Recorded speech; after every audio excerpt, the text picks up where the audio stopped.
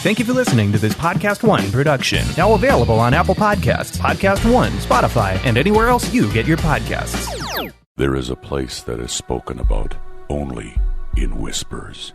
A dark area that spawns the beginnings of urban legends. A place where anything can happen and usually does. During the light of day, it hides just outside of view. But when the sun goes down, spirits, creatures of the night, roam free, and things do go bump in the night. It is in every state and every country, and there is no escaping it, no matter how safe you feel behind your locked doors and latched windows. So we invite you to turn down the lights and turn up your radio while we join Dave Schrader and Tim Dennis, your hosts, on a journey into the darkness on the edge of town. Hello and welcome. You're tuned into the best in paranormal talk radio. This is Darkness Radio. I'm your host, Dave Schrader, along with me, Tim Dennis. Hello, Tim. Hello. Another week come and gone, my friend. They're going by. Oh, I just said that it is. Yeah, they're going by at a really, this is just a really bizarre year. During the COVID crisis opening, those 3 months at home I thought were going to feel like forever. Mm-hmm. And they went by remarkably fast, and here we are in August already. Yeah. And it's, we're already a full week into August. It's pretty remarkable. Time is going by fast. So maybe this is God's kind of way of helping us through this crisis, right? It's going to be here, but I'll just get you through it quick. I don't know. I don't know how else to explain the sense of timing, but it everybody I'm talking to feels like everything's just going by at Mach speed right now. Are we finally in the quickening? I don't know. Ever since somebody said those magical words of second wave, which really isn't a second wave, but a continuation, it seems like things have sped up rather than slow down. I think everybody kind of took that collective sigh like, oh, God, not again. And then from then on, it feels like things have sped up, not slowed down. So I don't know. I don't know what to think of it, to be honest with you. Very strange. Well, we've got a lot of weird stories to share this week, plus some emails and a call. Believe it or not, we have a call, Tim. Yep. Very exciting times. I don't know if you're aware of this, Tim, but you can actually call and be a part of our show every week. If I haven't mentioned it before, Tim, I think it's worth mentioning. We do a thing called Voices from Beyond Voicemail, where you, the listener, are given free reign to give us a call on our voicemail and leave us your paranormal story. We'll actually air it on an upcoming episode. That is, if you give us the whole story. I say that because a few of you, it's about a 3-minute recording. There are a few of you who called in, started your story, it disconnected you, and you never called back in to tell the rest of the story. Mm-hmm. So we can't hear those calls. So if you call in and it's going to be more than 3 minutes, or you hear the disconnect, or you just call right back, pick up where you left off, Tim will piece these pieces back together and we'll play it as one cohesive story. So how do you do it? How do you call in and be a part of the show? Well, first of all, you have to have a phone, Tim. That's pretty much the big part of it. Right. Yeah. Then you dial the phone. That's Tim. important. Yeah. Yeah. Do you know the number, Tim? I mean, it's I've been giving it on the air here for 4 years. Yeah. Uh-huh. Do you know that number, Tim? 763, right? Is that the beginning? Is it, Tim? Is that the number that we give every week or so on the show? You keep throwing my number out there so much, and I'm so yeah, you're right. Maybe it's easier just to call Tim and no, Dave. You want to give the correct number. See, this is why you got me all screwed up now that I can't even think of the correct number for Voices from Beyond. What? Yeah. You're having a hard time remembering our number. The number of our show, our Voices from Beyond voicemail. That's what you're having trouble with. Well, yeah, because I'm so defensive with trying to guard my own number that I Well, Tim, obviously the Voices from Beyond voicemail is not your number, 612. Which one are you giving? I'm giving your number so that people know that's the one not to call. No, don't give my number. Give the Voices from Beyond. See, this is why I'm on my guard now. I'm waiting to hear the Voices from Beyond number. Now I'm trying to remember what the Voices from Beyond number is because I don't know which one you're going to throw. And now I'm trying to remember which that number that is. And now I'm just a jumbled mess of psychobabble. You are a bit of a jumbled mess of psychobabble. It's 651-300-4977. 651-300-4977. That's Tim's phone number. Finally, I've given it out on the air. No, that's our Voices from Beyond voicemail, folks. You can give us a call, leave your messages, and we will share them on upcoming episodes. That's the way you do it. That's the way. Right. And, but Dave, I'm shy. Oh, I'm so shy, Dave. I don't want to call. I feel weird. What if you judge me, Dave? Like we would ever judge you. Come on. We love you people. All right, we might judge you a little bit. But anyway, if you don't want to call, you can always email in your stories. Dave@darknessradio.com. Dave, that's me, D-A-V-E, that's the little ampersand sign, Darkness Radio. That's the show you're listening to, so it should be easy to remember. Then that .com, which has been around since the beginning of the interwebs, Tim. Yep. Hi, Tim and Dave. My name is Angela. I'm calling to tell you about a story from my childhood. I was about 11 or 12 when this happened. We had just moved into a home. This was in Vallejo, California. It was my mom and I and a roommate and my little sister. And so we had just moved there and it was a duplex style. The lower level was dry cleaners and up above the second level of the home, that was our apartment.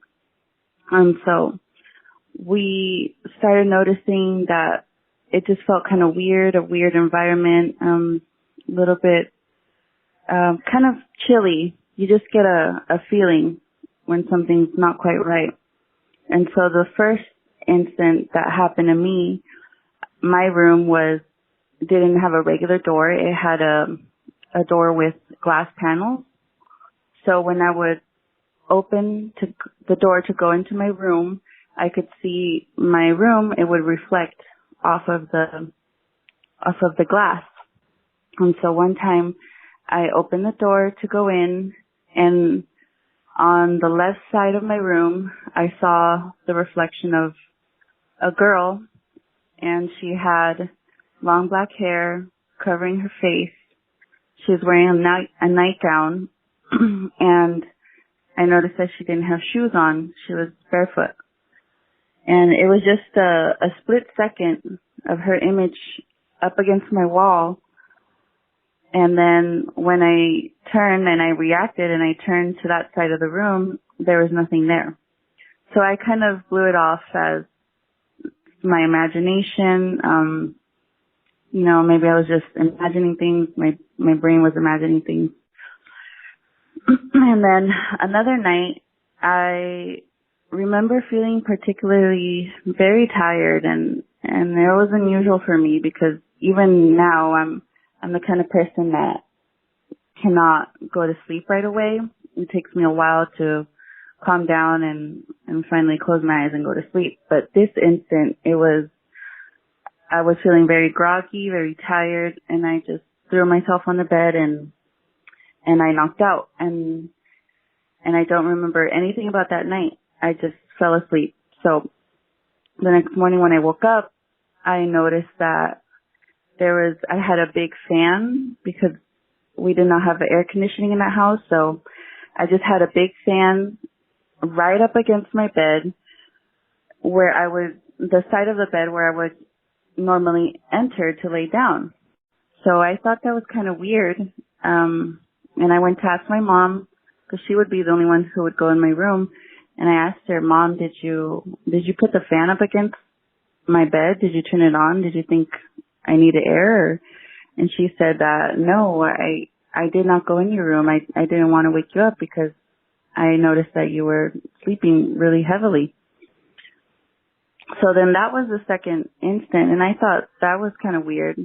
So my mom said she saw things as well, shadows out of the corner of her eye and weird sounds when she was alone.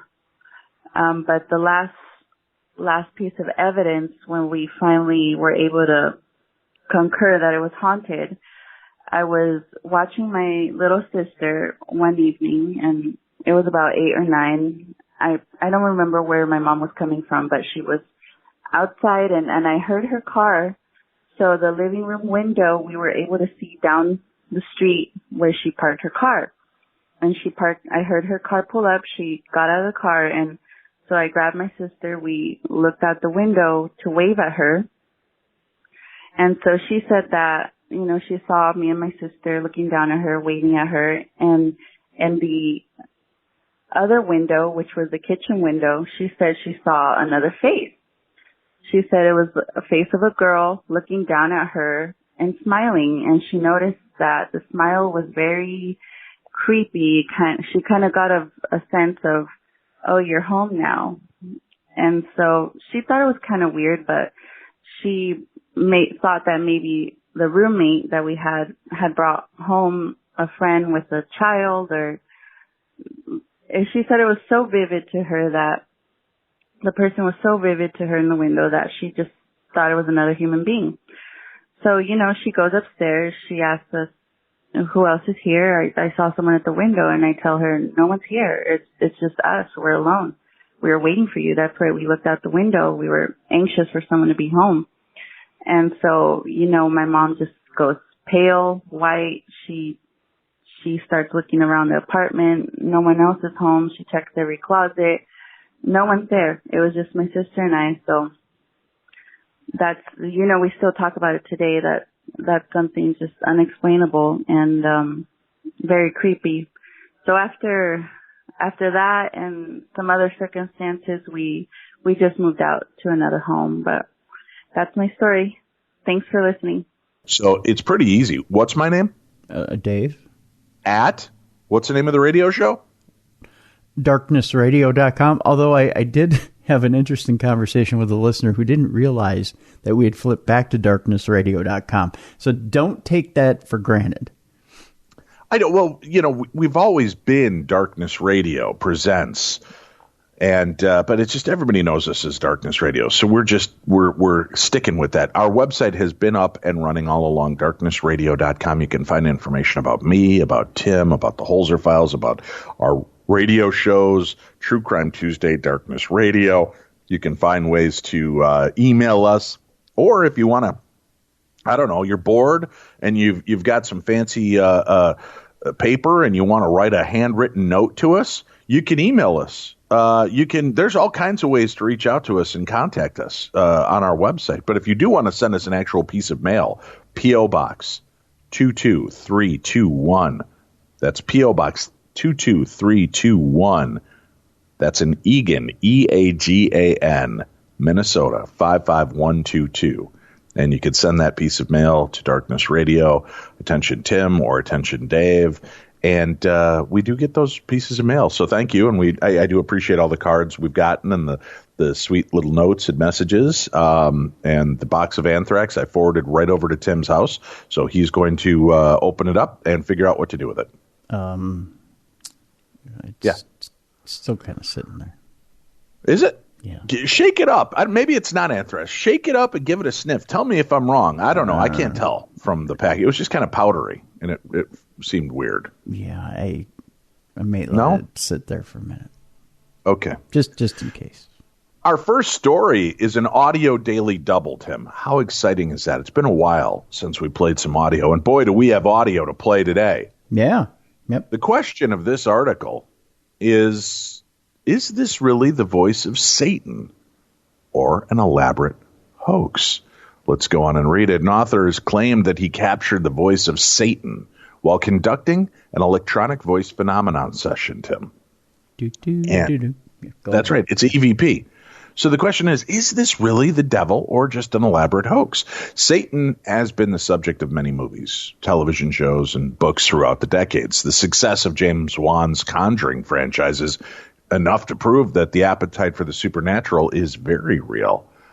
There's an entire network devoted to ghost hunting and the paranormal. The Travel Channel is consistently providing otherworldly entertainment like the Dead Files, the Holzer Files, Ghost Adventures, Ghost Nation, and ever since William Peter Blatty gave us The Exorcist and William Friedkin turned it into an Academy Award-winning film, we've been fascinated with the Prince of Darkness. Well, now an author is claiming that he captured the voice of none other than Satan himself, Tim.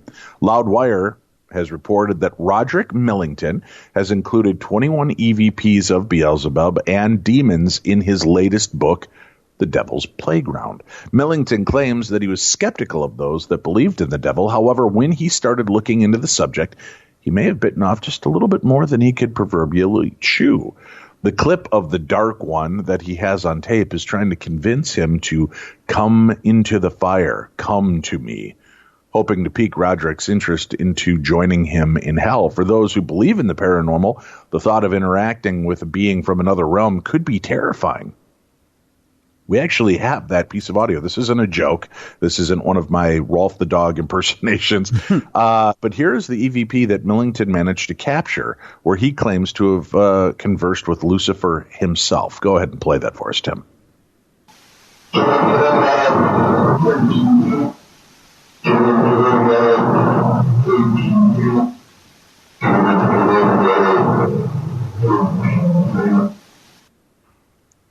It reportedly is saying, come into the fire, come to me. First of all, it sounds like, I don't know, I could be wrong. It sounds like the Devils had a long night of drinking in that audio. Yeah. Come into the fire, come to me. Come on, let's do this thing. But I don't know. Play it again for me, would you? Could you do that? Sure, yeah.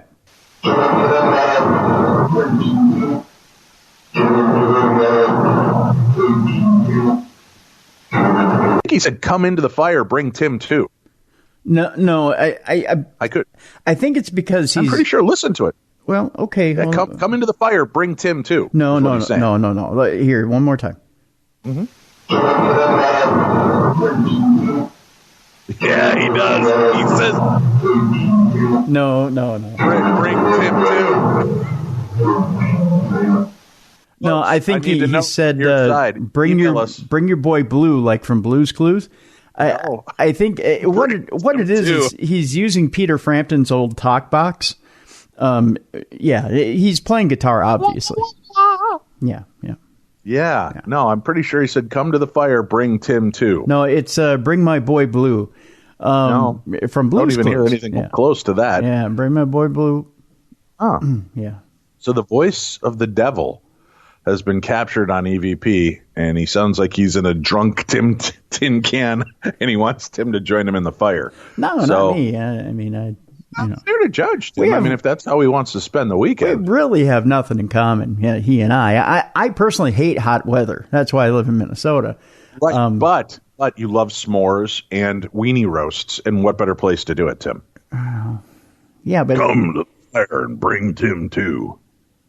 We get, it'd be a cold day in hell if the Vikings ever won a Super Bowl. He doesn't want it cold down there. I'm sure. So I don't know what we'd have in common, really. Crazy. Hey, speaking of crazy, so we had a story brought up to us a few weeks ago on the show, and I was baffled by it. And since then, a bunch of listeners have sent me links to this story. Okay. And it's a Holzer File story, believe it or not. Really? Story of the Shadow's Ghost. We talked about it a few weeks ago. Mm-hmm. This is pretty cool. Here it is. This is the account that I have. This is from 1966.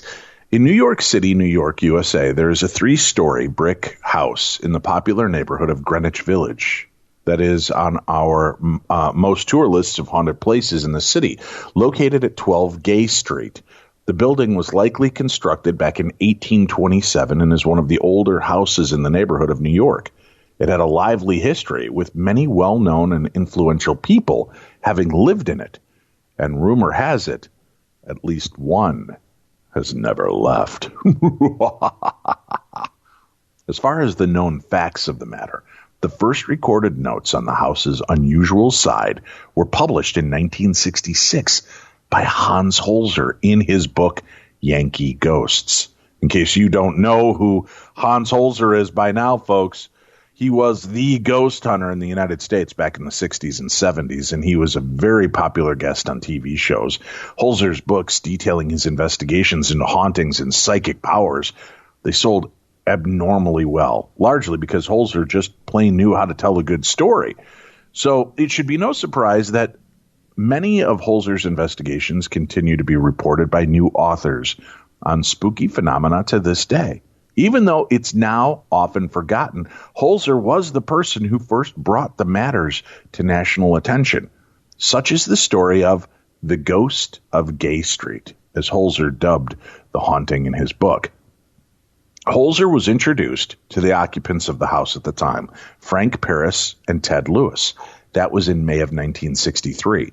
Holzer brought a woman named Betty Ritter with him to the meeting, but was sure to not have her sit with him during the interview.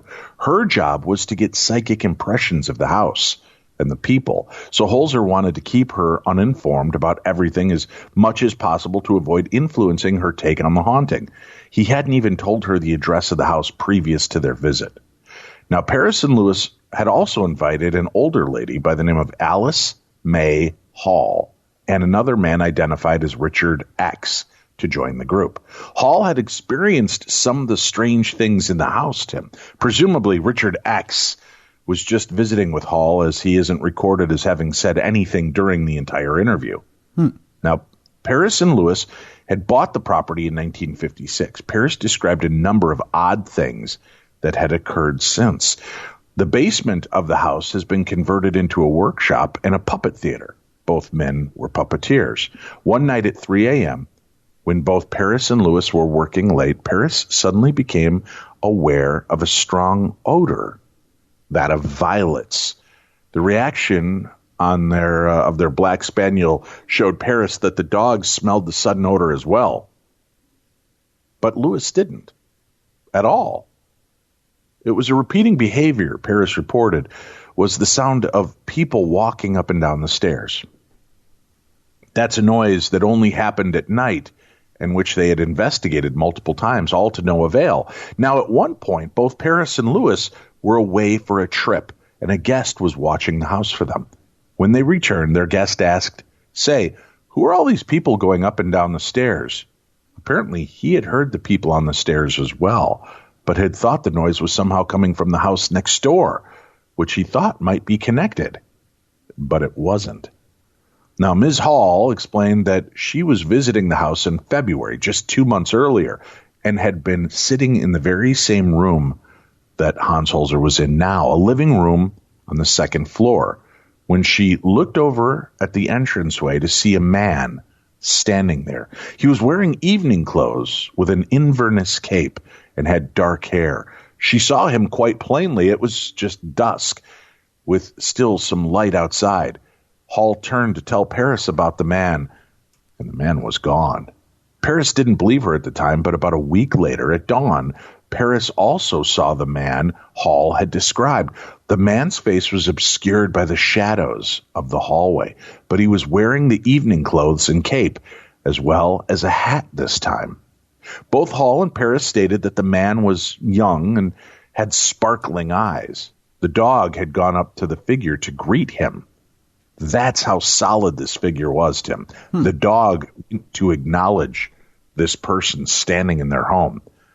Now, at this point, Holzer had Betty Ritter walk through the house to get psychic impressions and to see what she felt on the whole matter. She soon noted that she felt a crime had been committed in the house, which seemed to be connected to a terrible argument that had happened between two people upstairs.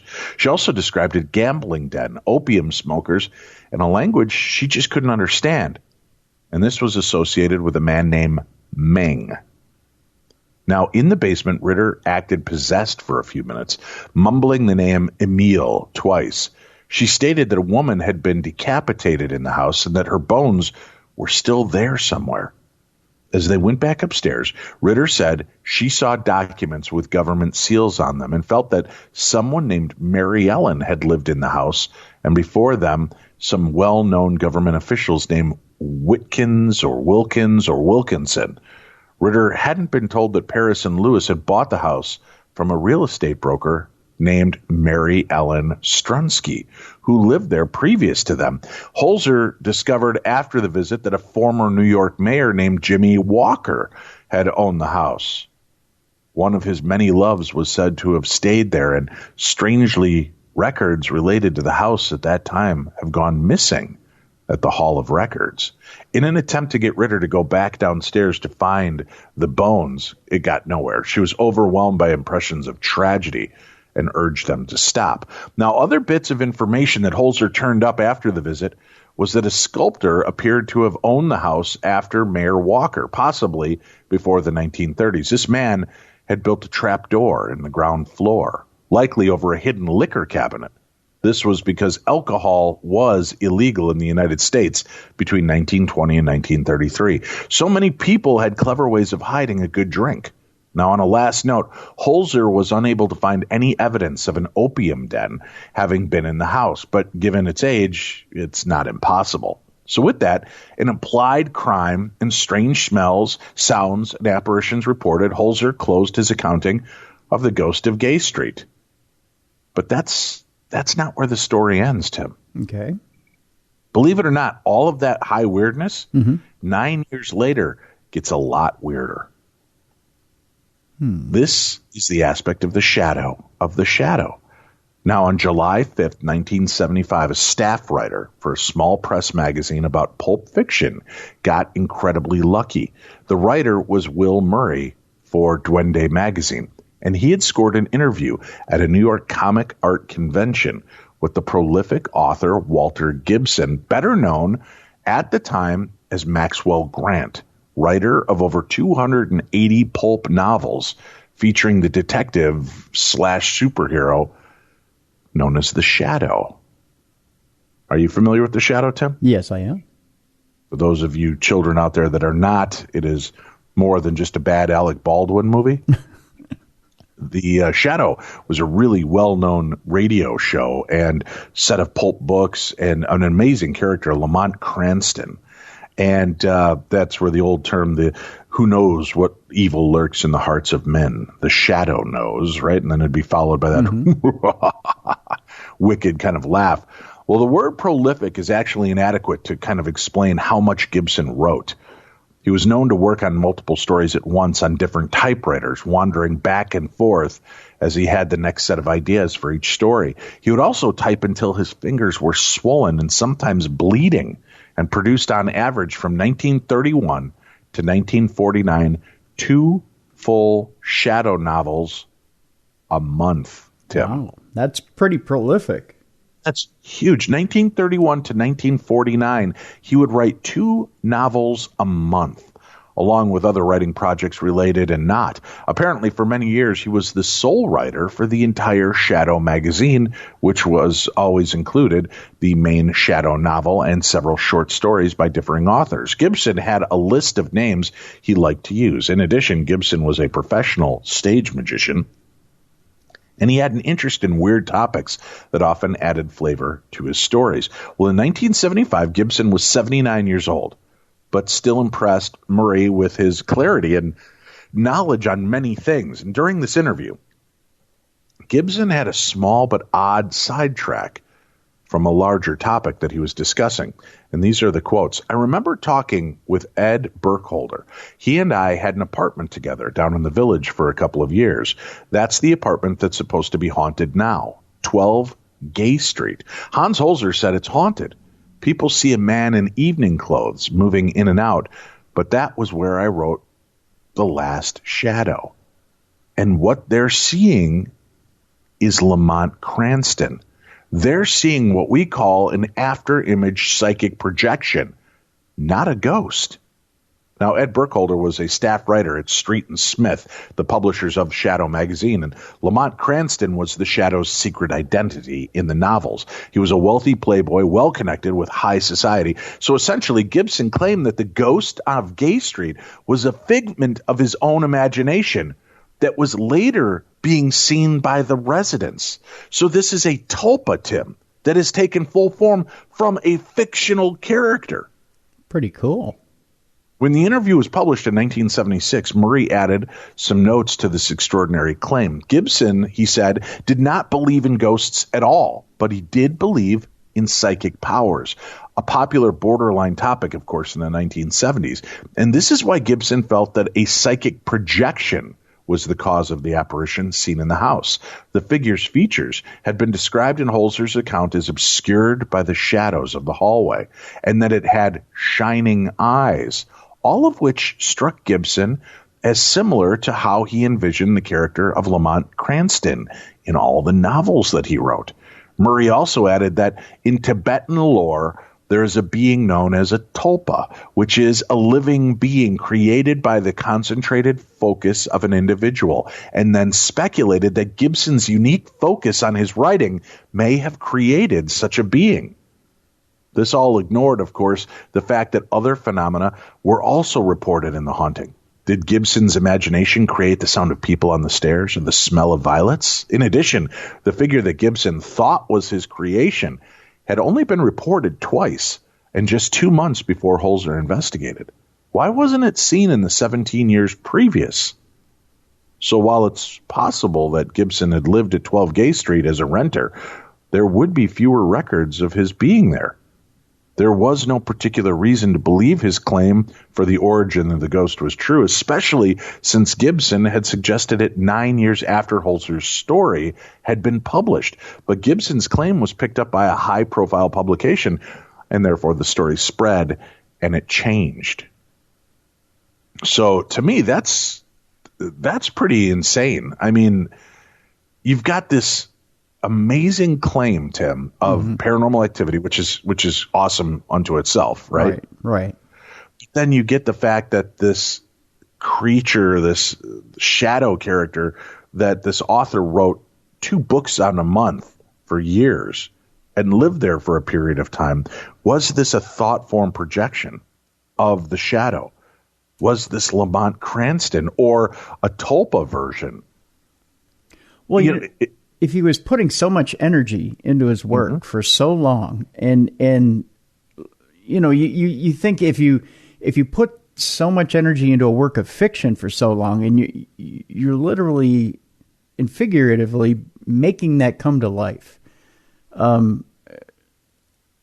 I got to think if you're putting that much energy into something, you've got to make it come to life through a tulpa, wouldn't you? You would think so. You would think in a form they do become, I mean, look, even as a kid, we knew that the comic book pages that we read were not real, but there was a transformative reaction in reading them. For a short time, you became Peter Parker. And you were swinging over the city of New York, right? Or you became Bruce Wayne and you were avenging the deaths of your parents by stopping other nefarious criminals. There's a mind projection of being a part of something. And that's just in reading it. Yeah. Now, if you're the creator and you're so creative, there's so much of this element of you, it makes me wonder a few things. Is there an outside or an external force that is a muse for this character? Is it something that has a life of its own and it's attached itself to this visage that this writer created of the shadow? Or are you also trying to maybe intimate that he was maybe influenced by outside forces to create that character? And right, that's what I'm saying. Yeah, it came to life. Used. Yeah, and then through those energies, it came to life on its own. Well, I'm not sure. I have made sure that I pointed this out to our production company. They were familiar with the story of Gay Street, but they only, again, know the Hans Holzer story. Right. When I revealed to them the rest of the Shadow story, it really piqued their interest. So we're hoping that maybe in an upcoming season, we might get to visit 12 Gay Street.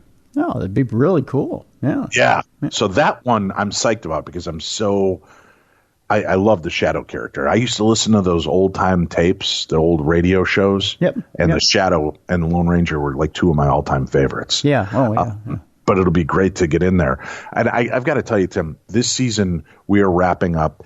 I'm about to shoot our season finale. Mm-hmm. All right. And that's this next week. We're shooting our season finale. And I am so psyched to be at this location again. I can't say it on air. But it is a place that means something to me. I've got a lot of experience there. It's going to be different because most of these places I've never been to before. Okay. Right? Mm-hmm. This is a pretty big case file, and I will be there having already been there numerous times. That's all I can say. But I'm very psyched about what we're able to uncover and what we can bring to the story. But I will tell you, fans of the Holzer Files, if you are a fan of Darkness Radio and are not familiar yet, I do a show called The Holzer Files. It is a Travel Channel TV series. We reinvestigate Hans Holzer's case files. So season 1 was last year. Really a great set of series and episodes. We did 10 episodes. Shane Pittman, the tech I work with, and Sidney Kaysa, the medium, we go in and reinvestigate these original case files of Hans Holzer's to see if they're still active or what's going on there now. And that was 10 episodes in season 1. We're filming 13 for season 2. These should begin airing here in October. So that's going to be exciting to kind of reinvigorate things. So if you haven't watched season 1, go find it. It's on Travel Channel Go. I think it's on iTunes. You can find it on YouTube. There's a YouTube Travel Channel page you can go watch them on. I think it's like $1.99 an episode. All total $20 to watch all 10 episodes. I think you're going to really like it too. But go check them out if you haven't already seen them. And last season, I was really proud of what we have and what we were able to find and capture. This season, I think, is going to blow people away. And I don't like tooting my own horn, but there are a few moments on this season, Tim, that leave me stupefied. And that's all I'll say. Very cool. Very cool. I am a part of something else coming up here, Tim. Yeah. And it's happening August 28th through the 31st. It is a 4-day live stream from the Lizzie Borden Murder House. And this article comes to us from our buddies over at Dread Central. As the world continues to cope with a deadly pandemic, we struggle to find some sense of a new normal and ways to combat the boredom of spending all or a good part of our time at home. In a possible silver lining to the situation, artists and producers have been stretching their boundaries to create new and innovative entertainment. And the team at the Dark Zone Network is leading the pack.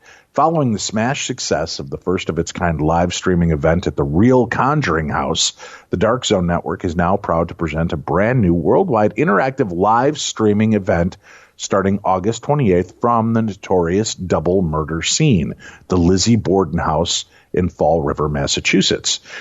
Now, for those of you that aren't familiar with this story, I'll give you a quick catch-up. It was August 4th, 1892. When the hacked-up bodies of Abby and Andrew Borden were discovered in their home. The number one suspect at the time, their 32-year-old spinster daughter, Lizzie. Yet she was brought to trial and acquitted by an all-male jury in a unanimous agreement that a woman surely could not be capable of a murder this heinous. No one back then could have predicted the worldwide and enduring fascination with this as yet unsolved cold case, making it the most famous crime in America. Second in the entire world only to the infamous Jack the Ripper murders in London, England. Now, the double murder of Lizzie Borden's parents, Andrew and Abby, seems to have stirred up the spirits into this great unrest, leaving the Lizzie Borden house perpetually occupied by roaming ghosts, which, depending on the individual, frighten or delight guests of the now entitled Lizzie Borden B&B. Could it be the spirits are trying to tell us something? Are they restless because the crime is, to this day, officially unsolved? Well, the Lizzie Borden Murder House will be a 24-hour, 4-day-long live streaming immersive experience. Pardon me, investigating. I got to stop drinking before I do the show here, or remember to take a breath of air from time to time. It will be a 24-hour, 4-day-long live streaming immersive experience investigating not only the crime in search of answers, but also fully investigating the active haunting and anomalous activity of the location, with guests from television psychic Chris Fleming to real Scotland Yard homicide inspector Colin Taylor. We and our audience will try to get to the bottom of who really committed the evil acts and why the spirits are still so restless in the Borden house. The show will present never-before-seen evidence and take a closer look at the 4 other possible suspects. Who knows? Maybe the ghosts will finally tell us, Tim, once and for all, who done it. Now, the murder house will be set up with multiple cameras, providing the audience with this completely immersive experience. Viewers will be an active part of the investigations and all the activities that will be employed there to connect with the spirits to uncover the truth. Audience members, so those of you watching in, you have a bird's eye view to the seances, Ouija board sessions, and other live, on-scene investigations and paranormal experiments, while adding your input into the chat room feature. You'll also be treated to appearances by some of the most well-known and well-respected luminaries in the paranormal and crime communities who will pop in remotely to share their most bone-chilling experiences, analysis, and evidence from the brutal murders. The Lizzie Borden Murder House offers a global broadcast which gives our worldwide audience the opportunity to interact with each other and act as a remote ghost hunter and crime solver panel.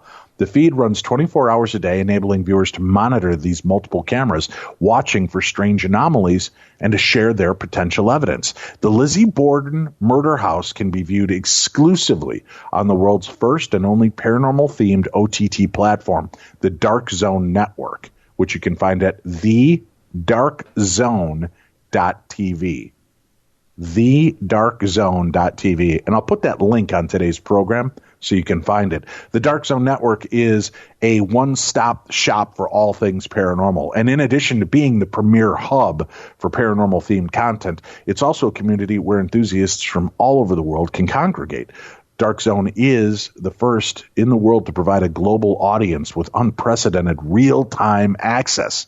And in these times, it's more important than ever to stay connected. And the Lizzie Borden Murder House is an opportunity to join a worldwide paranormal and crime-solving community. This is an event you won't want to miss. It's a 24-hour, 4-day event that runs from August 28th to August 31st. There will be a free preview that happens on Friday, August 27th at 8 p.m. Eastern. For full access to the 4-day broadcast, the cost is only $19.99. And there's discounted pre-sale tickets that are on sale right now. So for more information and to watch the Lizzie Borden Murder House live stream, you can visit www.thedarkzone.tv. That's www.thedarkzone.tv. I'll have a link up for that so that you can find it on today's program. And I'll be a part of it. I'm going to talk about some of my experiences at the Lizzie Borden House when I went and was stuck there due to the hurricane that blew through that year. I was stuck there for 4 or 5 days, Tim. And that was really, I got to tell you, that was a creepy instance for me. I remember, yeah. It was not a fun time as I remember it. Well, it was and it wasn't. I was more freaked out by the weird weather and just how chilling it was. But I got a chance to go there and kind of be all immersive. And I went to visit the Lizzie Borden house last year. And the owners have not only now owned the Lizzie Borden Bed and Breakfast, but they bought Maplecroft, which was Lizzie Borden's death home. That was her final home. Oh, and so they own both properties now. Oh, cool. Yeah, so I got a chance to walk through and be a part of both locations. So I'll be talking about that, but I'll be talking about some of the strange things that happened to me while we were there. So good stuff. Lots of crazy stuff. Let's take a quick break. We'll come back. We've got more to share. You're listening to the best in paranormal talk radio. This is Darkness Radio. Hey, hey, hey. This is NFL Hall of Famer Ray Lewis. I'm excited to announce my new podcast, Everyday Greatness. The Ray Lewis Podcast. I'll be talking with friends, family members, old teammates, athletes, celebrities, moguls, and guess what? I'll be talking to you. Listen, this is all in the search for everyday greatness. So I'm asking you to come along with me on this ride. Download new episodes of Everyday Greatness, the Ray Lewis Podcast, on Spotify, Apple Podcasts, and on podcast1.com. It's not what you have, it's what's inside of you that actually inspires greatness.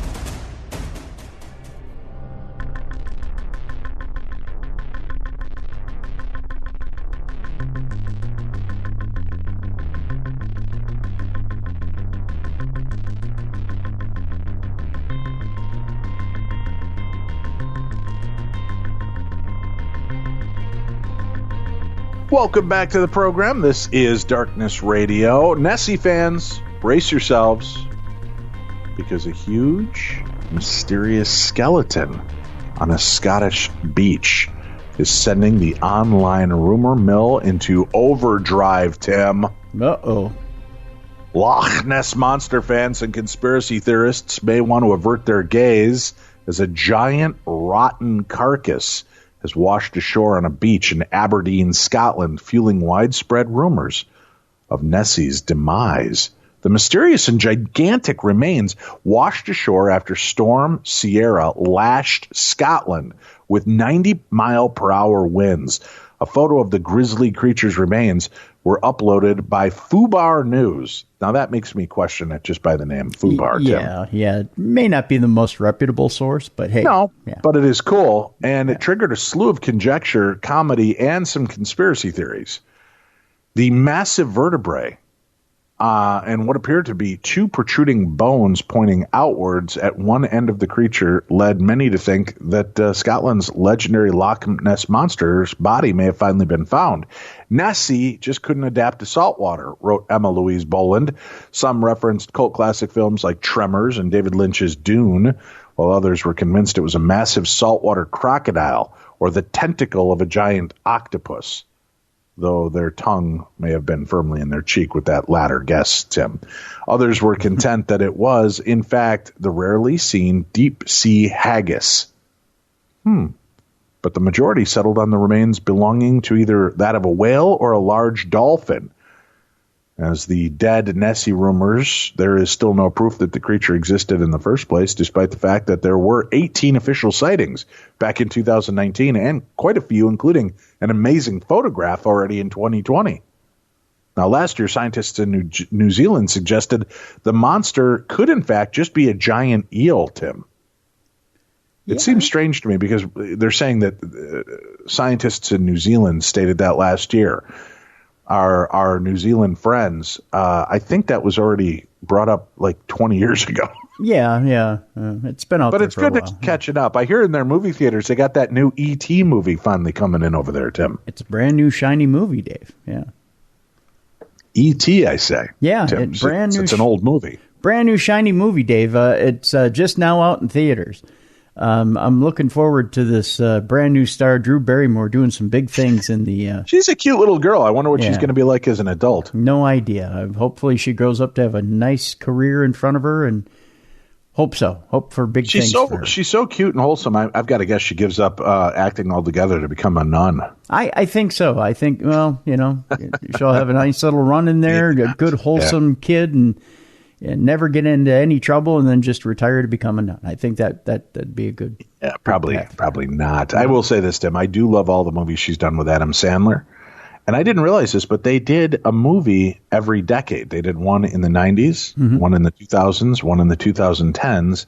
So we should have the 2020s are upon us. We should have a new Drew Barrymore, Adam Sandler romantic comedy coming up soon. Oh, a romantic comedy. I thought you were going for the disaster movie in 2020. No. Oh, okay. No. They did, what was it? They did Wedding Singer first, right? Then they did the other movie, 50 First Dates, I think it was. Yep. And then they did not Switch. What the hell was it called? Switch. They would have been good in that one. Switch was the one I think he did with Kate Beckinsale. Yeah. Where he had like the TV remote was working in his life. He could fast forward, mute, pause, all that fun stuff. There was one other movie, and now it's completely evading my mind. But it was good. It was with he and his family and Drew Barrymore's family kind of get pushed together by accident. And It's actually got a little paranormal angle to it, if you've seen the movie. Good movie, but I've liked all three of their little romantic comedies. I'm looking forward to seeing what they can do in the future. They might be the Hepburn and Spencer Tracy of our generation, Tim. That's kind of swinging for the fence, but well. Yeah. All right, we do have a couple of emails. This one was just a sweet little email I wanted to share. David writes in and says, all I have to do is read that word, and I sing and respond, do-do-do-do-do. Of course, he's talking about phenomena, Tim. Okay. Sure. I really have to thank you for putting that smile on my face. My cat, whom I inherited her, and her sister, either in April of 2003 or 2004, passed on Tuesday morning at about 12:45 a.m. I miss her. Your knee-jerk response has put a smile on my face that I have desperately needed. Her sister passed away in April 2019. They were born either August 9th, 1999 or 2000. They were very old and loved very much. I envy Mr. Mittens. He's a beautiful cat. It's good that he keeps your dogs in line. Yes, my cat, Mr. Mittens, is the alpha dog in our house. Thanks for your excellent presentations on Saturday and Sundays. You and Mr. Dennis. Who? Mr. Dennis? Wow, Mr. Dennis is my grandpa and my dad, not me. You and Mr. Dennis are always top-notch. Yeah. Huh. I really like your traditional Saturday reviews. Your Parashare is always fun to listen to. Thanks, David. Well, thank you, David. We appreciate you writing in, and I'm glad that you enjoy the show and are able to get something from that. All right, here's an encounter story. Hello, Dave and Tim. I pray all is well with you and your loved ones. It is pretty good so far, and I do want to take a moment to acknowledge, I know this is for Tim, our moms both had birthdays this past week. Yeah. So happy birthday to Jackie, and happy heavenly birthday to my mother, Terry. Mm-hmm. And, boy, a lot of birthdays this month, buddy. My son, Damien's birthday is today, the 8th.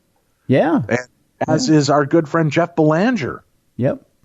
My Aunt Judy's the 14th.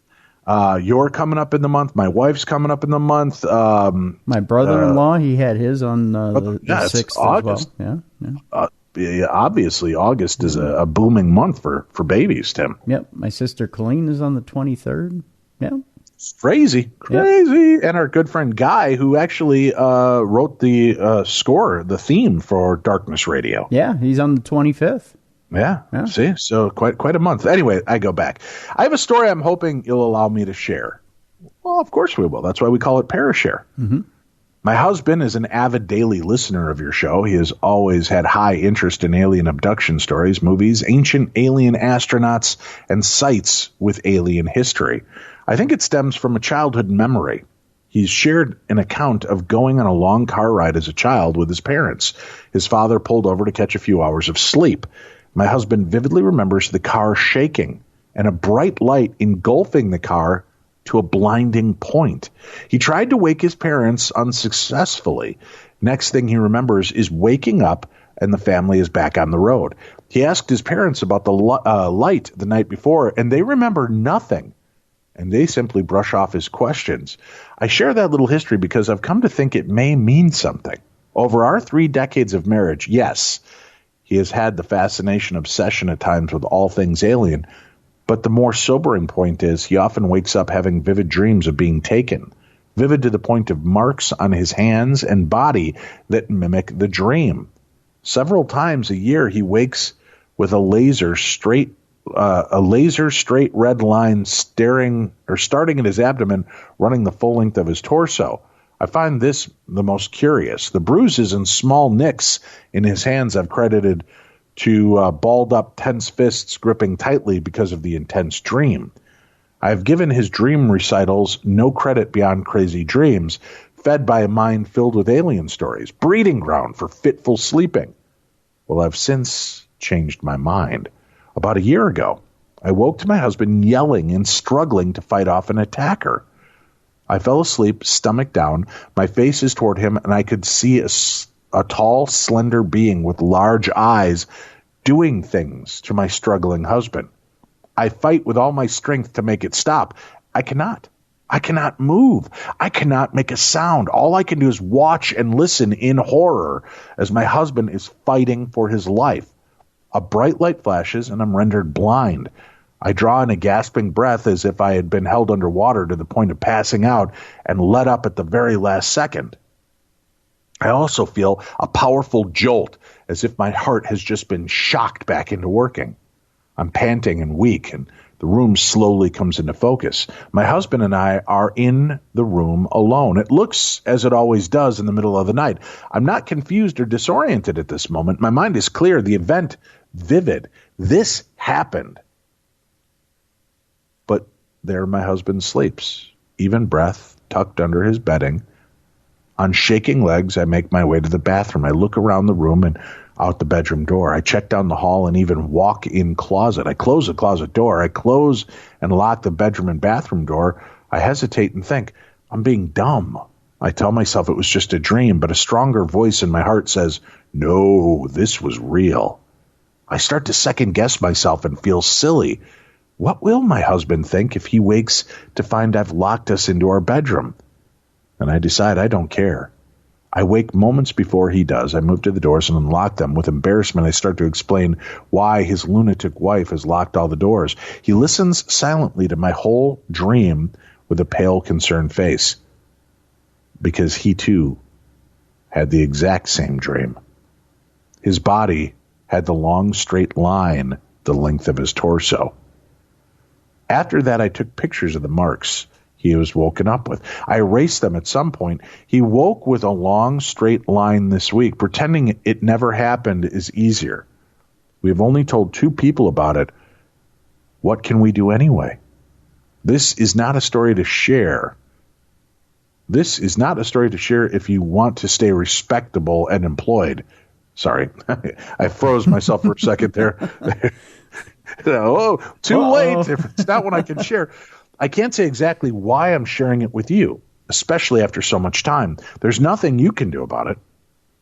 The idea that I need to share this with you nudges at my brain like a needed checkup or appointment you keep putting off. Again, I'm not sure why. Maybe it can help someone. If you went through something like this alone, you would question your own mind at some point. God bless, and may he be with you. Sincerely, Anonymous. That's pretty amazing. Man, I'd love to know more. Anonymous writes, feel free to email me if you have any thoughts or questions. If this can help someone, I think that is my purpose on opening up about this. Please allow me to remain nameless. It is nearly impossible to tell the story. I shook and cried as I typed it because the fear remains. If you have any other insights you'd like to share with us, Anonymous, we'd love to hear them. It is phenomenal.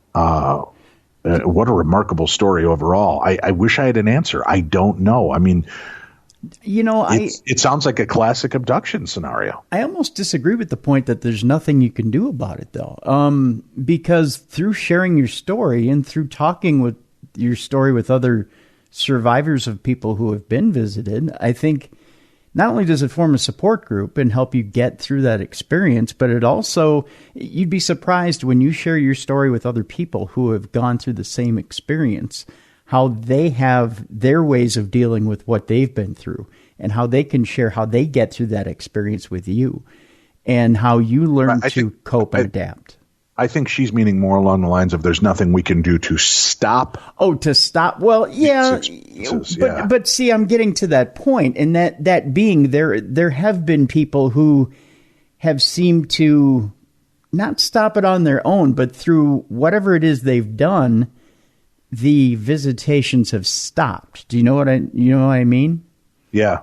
And it doesn't seem like anyone has the answer to purposefully stop the visitations, but there is something to a certain pattern that eventually turns these visitors off to making themselves known. And I don't know what that is. I couldn't tell you. I think eating a lot of garlicky, bad, gassy food at night, because I believe that's what's kept me from being abducted, Tim. Well, because no alien, no self-respecting alien's going to walk in my room and catch a whiff of that and be like, we're not taking him with. You just, when the McRib comes back, you just fill yourself full, and by gosh, if it ever comes back, Tim. I think it's made of alien or Bigfoot meat, and that's why it's so hard to get nowadays. That's what keeps them away. They know that they're ready to be harvested, and then they just don't come around you. Yeah. Well, Anonymous, thank you for sharing that story. Powerful Powerful, amazing story. Very cool. All right, we have a news story, Tim. The word was eluding me there for a second. Bum rushed by a shadow figure in northern Indiana. It tried to evict me. Paranormal investigators, those of a serious mindset during their nightly excursions, have one goal in mind: evidence. This evidence can be of an audio nature, temperature fluctuations, photo or video abnormalities, and numerous communication devices with twinkling lights and buzzers. Yet, one grand experience remains: the sighting of a ghostly apparition. Physical apparitions are a rarity and the holy grail of any paranormal investigator. One may never witness this throughout their entire ghost hunting career. However, as a consolation prize, shadow figures seem to be a common thread as investigators spin their evidence web through the darkness of the night. It's like fishing. They seem to bite, and when bum rushed by a shadow that is darker than the night and seemingly as tall as a house, let the good times roll, according to this article. Shadow figures can be the size of a softball. Sorry, I'm just thinking about that. I've never heard of a shadow figure the size of a softball. No, I haven't either. Or as tall as a grizzly bear, the article goes on to say. That I've heard. Mm-hmm. They can take a somewhat human form or be like a mass of smoke. They most often follow the curious investigator, appearing at a floor level, along a wall, or even a ceiling. We will most often catch a glimpse out of our peripheral vision, or, on occasion, straight on. They are blacker than the surrounding darkness and can appear without a moment's notice. There have been reports of some shadow figures having red, glowing eyes. Paranormal investigators and common folks not inclined to seeking out spooky presences have varied reactions to these sudden appearances. They either shriek and run, or go into a martial arts defensive stance, or stand impassively and wonder what the hell just happened. I believe that happens more often than not, Tim, because right. I don't know many people that drop into kung fu fighting. No, not a lot. Deal with it. Not a lot.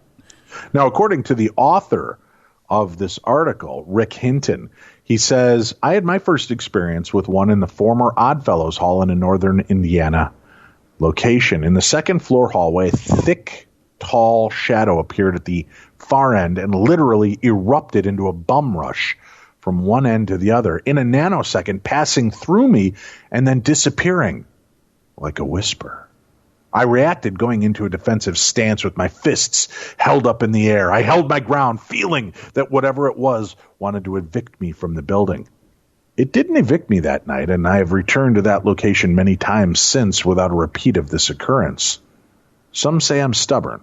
There is some truth to that. That night, the building needed to show me something more intimidating than that to send me packing into a cold Indiana winter and a long drive home. What did it feel like as it passed through? It was a cold air mass. Others have reported the same, in addition to a tingling like an electrical surge. It made the hairs on my arms stand up. My wife Laura has experienced shadow figures moving about our bed at home. She watched as it moved about the walls, moving her side to the bed to mine as I snored, oblivious to paranormal ramifications in my own home. The bedroom window is on the backside of the house, so no car headlights can enter to cause this effect. Shadow figures, some feel they are apparitions, not fully formed. Some are of the opinion they're evil, with a hidden agenda. Others feel that they were never human and in a category all their own. Yet in the general scheme of paranormal investigations, they most likely are what you will encounter if you choose to seek out a ghostly experience. Your reaction to this encounter is totally up to you. Well, now that I know that kung fu fighting is one of those reactions, Tim, I'm going to employ that. That's not a bad strategy. Yeah. I'd like to. I don't know. I can't think of the last time seeing something and having it happen that I clutched my fist and I was ready to go to war. There were times, funny, weird times where, like, sensing something, I tried to power myself up, feeling like if I act all big and tough, that it'll frighten off the spirit. I don't know that it worked, but it is what it is. I have done that, Tim. One time in particular, when my son Linus had my now ex-wife came downstairs. I was sleeping on the couch, and she came down and said, your son won't go to sleep. And it's like 2:30, 3 o'clock in the morning. And I'm like, what's wrong, buddy? First, he starts telling me that the shadow of his sister, who's like 1 and in her crib, is running around the room. And I said, honey, she can barely walk. She's not running around your room. I've seen her, Dad. Her shadow was running around in my room. So could it be that my daughter was, astral projecting to go visit her big brother? Possibly. That's a cool theory. And then my ex-wife goes, that's not all. Tell him the other part. And he goes, oh, Daddy, there's the boy on the top bunk. And I said, honey, that's your brother Nathan. And he said, no, Daddy, Nathan was sleeping. This boy was sitting on the top rung of the stairs looking down at me like this. And this isn't good for radio, but he tips his head and gives that kind of Damien the Omen look when shit's about to get real. Mm-hmm. And he just tips his head and looks under his brow at me, and my blood ran cold. And then my ex-wife stormed upstairs because she's not a believer in the paranormal. She storms back upstairs. I'm there with my son, and now I have to contemplate, what do I do? There's reportedly a ghost sitting on the bed rail by my other son. So, of course, I did what any good parent would do, and I said, okay, Linus, let's just go back to sleep. And then I laid there guilt-ridden for 10 minutes before I decided, God bless America, I got to go up and check this. So I'm in my boxer shorts and T-shirt, stomping up the stairs, creating hell and havoc on my way up there. There better not be a ghost in my son's room. I'll grab it by the throat and send it to hell, right? I'm yelling, trying to bluster my whole way up the stairs. But in the meantime, I'm turning every possible light on I can find. Oh, of course, yeah. Yeah, and then I boot open that door, and I let out with a hippo hurricane holler to get rid of whatever's in there, and then gather my children together, and we all slept downstairs. But it was a very weird day. But I did get very blustery and big, and I don't know what I was going to do. Like if I kick open the door and there's that little ghost kid sitting on the railing, let's be honest, I might have pooped. I might have just pooped right there in my kid's dorm room. I don't know. But the next day I contacted John Zaffis, and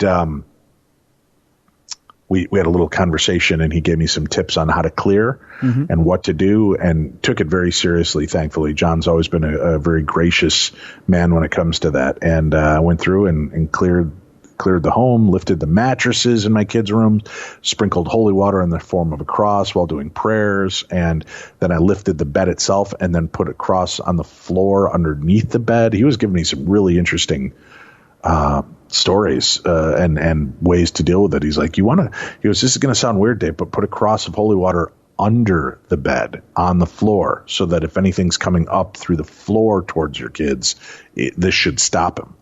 And it was like, wow, I'd never thought of that. And then I lifted the mattress and did it on the frame of the bed as well, and then did it on the mattress itself. And, so like this room was just filled with holy water, Tim. Interesting. Very interesting. Yeah. So, all right. Hi, Dave and Tim. I love your show. I work as a dairy manager at a grocery store, so you guys help my day easier. I wanted to share an experience I had when I was a teenager. When I was about 13, my parents, 2 sisters, and I lived in a 3-bedroom apartment. We lived there for 7 years and had nothing paranormal until the last 2 months we were there. We had a maintenance man, landlord, that worked the 2 apartment buildings, and he always wore a brown suit with a bowler hat. I woke up one morning for school, the usual routine. I was home alone, and my 2 sisters were across the street at my uncle's apartment visiting cousins, and my parents were both at work. I was in my bedroom gathering my outfit for the day and turned around to head out my door. That's when I saw my first apparition. In the doorway was our maintenance man, standing straight and tall, brown suit, brown dress shoes, bowler hat. There was something missing, though. He had no head or hands.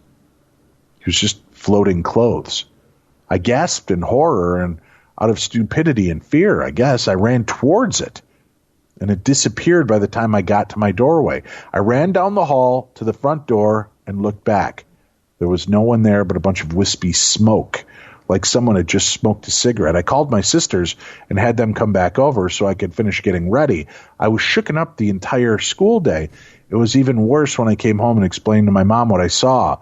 You saw the maintenance man, she asked, confused. I told her everything, and she looked at me really scared and said, he killed himself last week in one of the apartments across the street. I still have paranormal experiences, but this is the one that told me, yes, there is something out there beyond our realm. Thanks, guys. That's a good one. Very good one, yeah. Creepy. Yeah. Yeah, very strange. Would you have dropped a deuce over just the clothes? Yeah, I don't know that I'd have run towards it. No? Although kung fu fighting that floating, a bowler hat and brown suit is not really terrifying. No? I say that, but then if I just saw it standing in my doorway, it might freak me out. Yeah, I don't know. All right, in our next news article, in this period, even though things like ghosts and spirits are not trusted, there are many paranormal activities in the world that cannot be completely denied. There will be many such places around you, too. Today, we're going to tell you about one such place where it's believed that ghosts are present. This place is located in Wales City of United Kingdom. Although the name of this place is Denbigh Asylum, people also call it the Palace of Ghosts, Tim. Which is a good name for it if it's haunted. Well, yeah, if there's no ghosts, then it's pretty much empty promises, yeah. Denbigh Asylum at North Wales Hospital was built in 1848 for patients with psychiatry problems and was home to 1,500 patients and nearly 1,000 employees before it was closed in 1995. It's a hell of a run. 1848 to 1995? Yeah. What is that, almost like 150 years-ish, if I'm kicking off my shoes and using all my digits to count. It's said that its doors were closed after the death of many patients. The palace, which has been closed for 25 years, has witnessed many frightening scenes in which people have also heard laughter, screams, footsteps, and loud bangs. Not only this, there was a sudden fire in Denbigh Asylum building a few years ago, but it could not be known how the fire started. And then in 2008, investigators from the television show Most Haunted visited the place. However, they then claimed that the place was cursed by witches. This time they had to say that thousands of ghosts reside, but now, after so many years, this building remains in discussion for its spooky incidents, Tim. You gotta be careful blaming stuff on witches.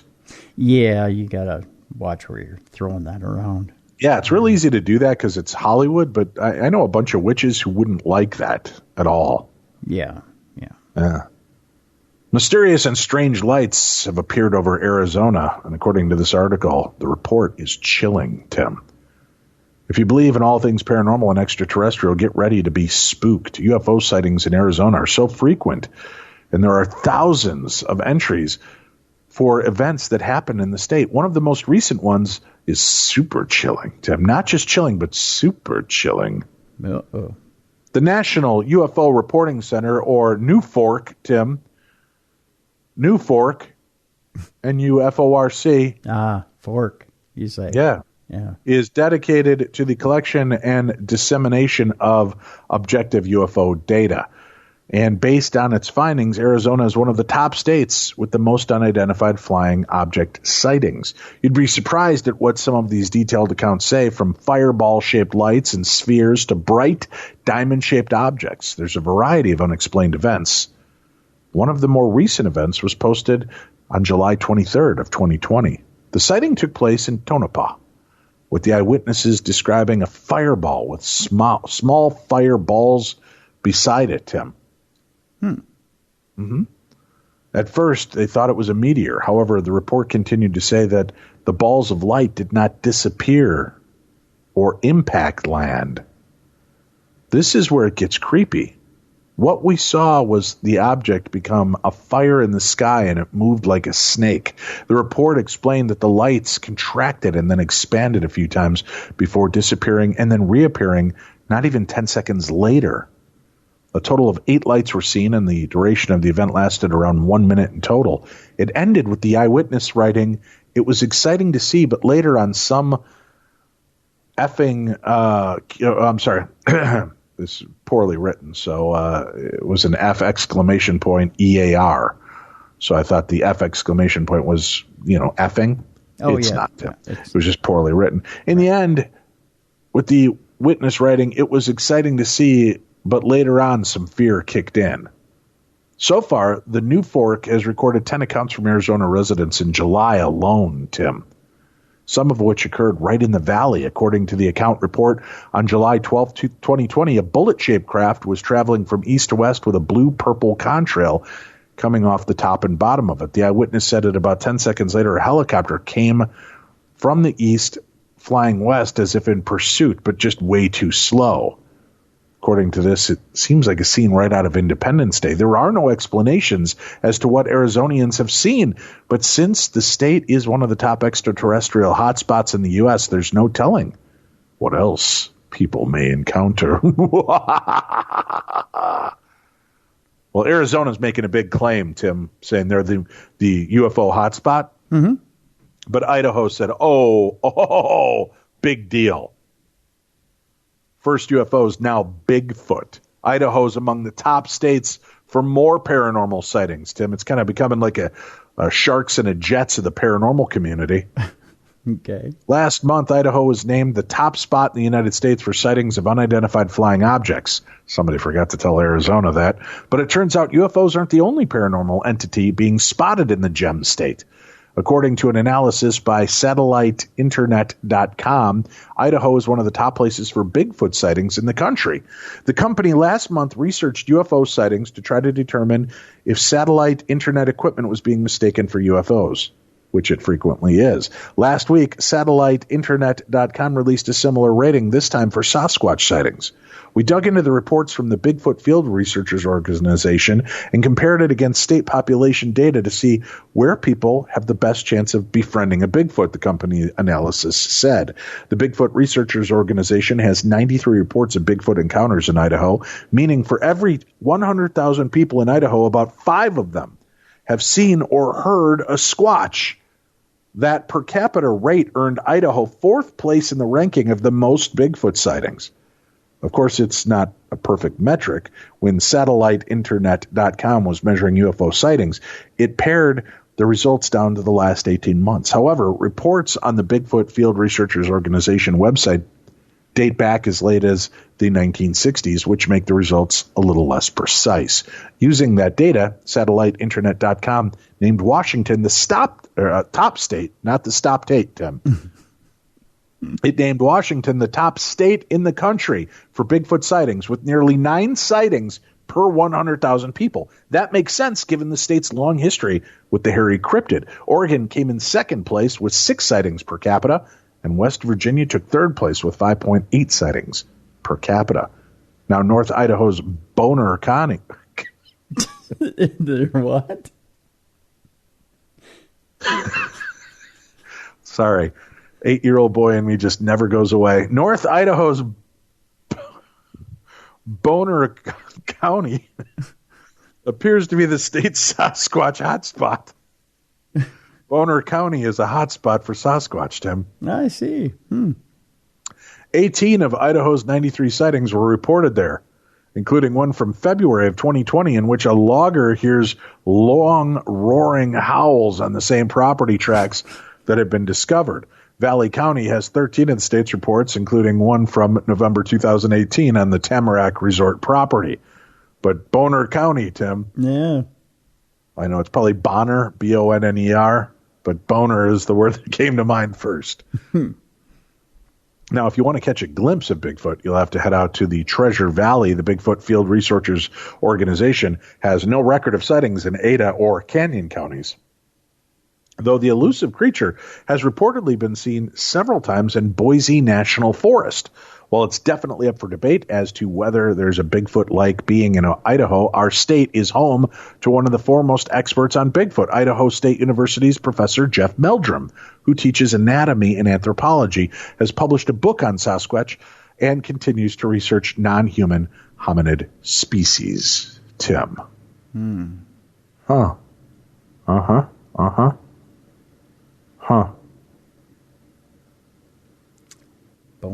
Boner County, you say? Boner County. Boing! There's always something popping up in Boner County, Tim. God. Travel Channel announces a new paranormal history series titled Shock Docs. Travel Channel sure does love its paranormal and supernatural shows. Some of their more popular shows include Ghost Nation, Ghost Adventures, Hotel Paranormal, and the Holzer Files. Well, they've got a new series coming titled Shock Doc. that will dive into the history of some of the paranormal hotspots around the world.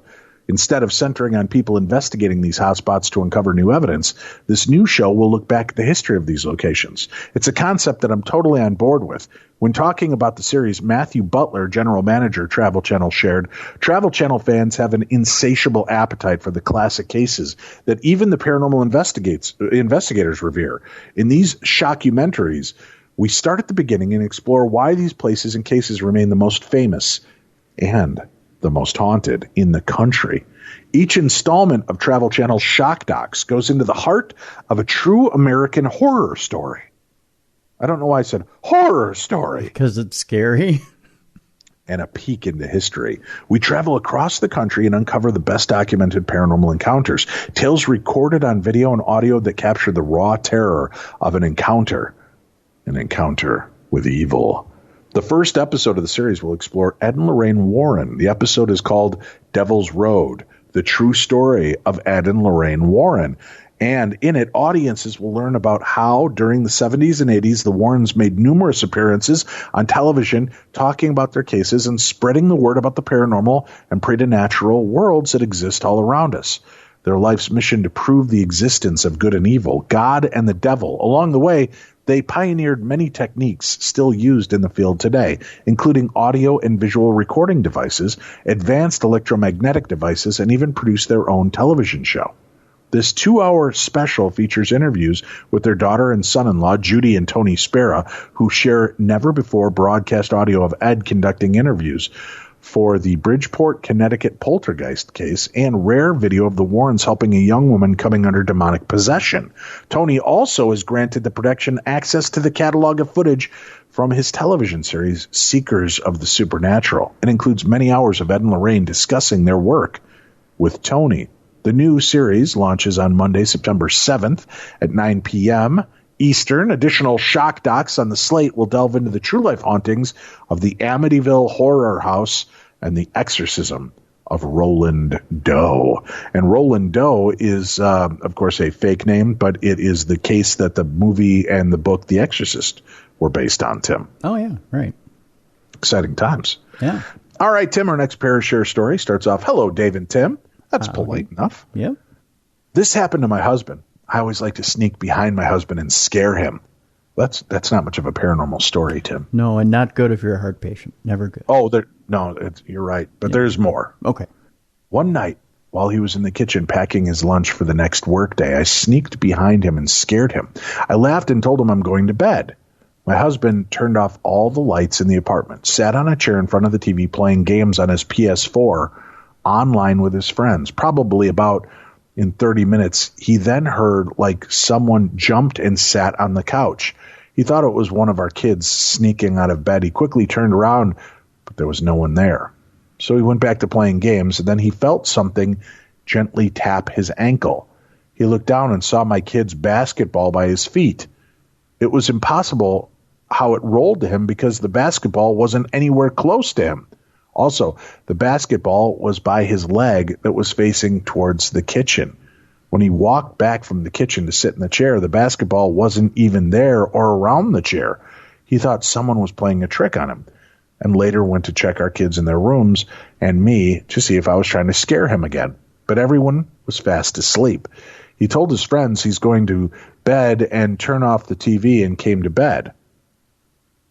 Later on, after my husband told me this, coincidentally, I heard a shaman who was also a medium said that he don't ever scare people for fun because there will be ghosts around who see it and would like to join in on the game too, especially the ones who like to scare people. Ghosts like to do the same back to them too. I'm a stay-at-home mom, so sometimes I get the feeling of being watched, and when I'm alone, I get a lot of sleep paralysis, and my husband and I got scratches once after we moved out. Everything feels so much better in our new place, and I stopped having sleep paralysis. Very cool. Well, good stories. Thank you very much for sharing with us, folks. But remember, we want more because we're greedy. Yeah. All the stars in the night sky will never be enough, Tim. No, they'll never be enough. We need more. Beyond the Darkness voicemail. You can call our Voices from Beyond and tell us your story, 651-300-4977. That's 651-300-4977. You can also email me, dave@darknessradio.com. Share your stories, and we may feature them on an upcoming episode of the best in paranormal talk radio. I hope your week is better, Tim.